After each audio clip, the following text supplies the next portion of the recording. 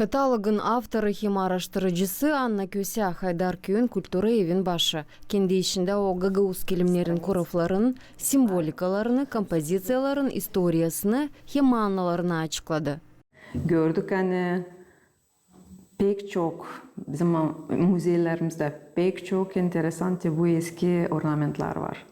İnsanlarda onlar pek kalmadı ama müzelerde Beşalma Müzeyinde, Dmitri Karaçoban'da, Vulkaneş Müzeyinde birçok müzeyde pek enteresan, pek böyle eski desenler çok merakımıza çekti.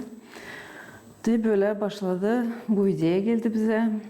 Gergifler, Gagauzya müzeylerinden hem insanların özel koleksiyalarından alınma. Var çok kilim angılarını biz resimde gösterili hem angılarını biz alışıkız görmeye. Kilimlerin ornamentlarını biz varınca bölelim 3 gruba. Animalistik, zoomorfni deyince biz ona deriz. Antropomorfni, yani nerede insan resmi var. Hem de rastительный büyüm. Çiçekler, işte üzüm, dalcaz, geometrik anlamda 4 büyük grupa varınca yapalım.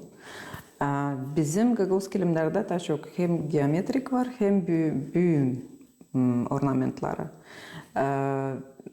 Antropomorfni, zoomorfni onlar çok az bizde bulunuyor. Gene de var ama onlar daha az. En çok büyüm hem geometrik ornamentlar var.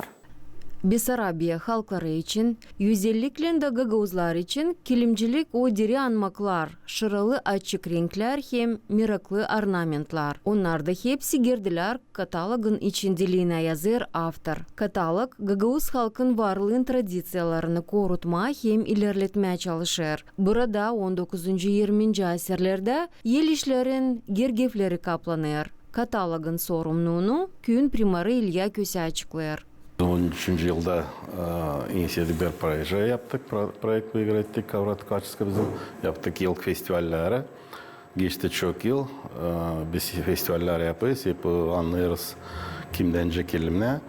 İyi de buldur öyle bizim uydu gene bir projektimiz. Bizim direktör Ana Köse gezdiği bir köy topladı. Yer bir köyün kelimlerini, örneklerini çıkardı, güzel yaptı.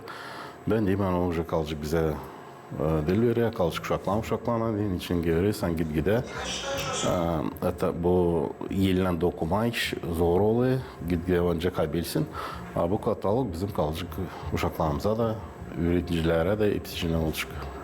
Ekspedisiyada pay aldı hem Gagauz kilimlerin ornamentlerini araştırma avtora yardım etti. Haydar'ın historia hem Dolay Müzeyin başı Alla Kapsamon. Bu katalogda toplu farklı ornamentli küylere göre. Yani biz yok nasıl görelim hepsicinin müzeyinde ne bulunuyor. İnsan bir köye giderse öbürüne gitmiyor. Daha çok anılmış küylere giderler. Bile katalogda var nasıl görmeye, hangi müzeyde, hangi kilimne var, hangi ornamentlen, nice onunla kullanılırlar, nasıl yapılmışlar onlar tayları.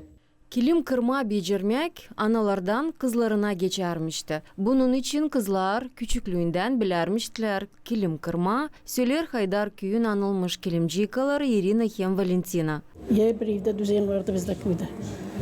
Koraflıyım ilkten dokuyardık. Koraf çekiydi, so bir kırma, so gelen koraf. Haftada bir koraf arası dokuyardık. Pazarlarda mumla giderdik pamira.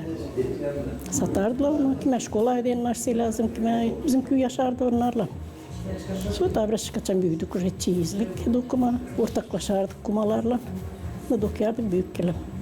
Roza, bizde roza çok, ugolnik vardı, roza, karanfil kenar, pıtarak kenar. 3 güllen, 2 güllen. Dokuyalım, bizde evin içinde koraf arası geçerdi. Hem de çiçeklik tarafı. Orada zamba gidiyor, güller gidiyor, yer bir tsvette, renkte. Çok güzel nesneler bizde.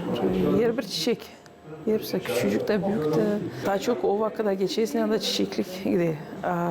Yemlikten mı giderdi geometrически. Ben ona pek yetiştiremedim. Ama biz şimdi ondan savaşırsa geri çevirme. Mesela uzorla ileriki renkli mesela eski. Ondan şimdi yeni koyuyoruz. Katalogun tanıdılması bütün cümleye dini tabir adım millet kulturasını korutma oldu. Светлана Димитрогла, Сергей Георгиев, Алексей Герчу, ГРТ Хаберлер.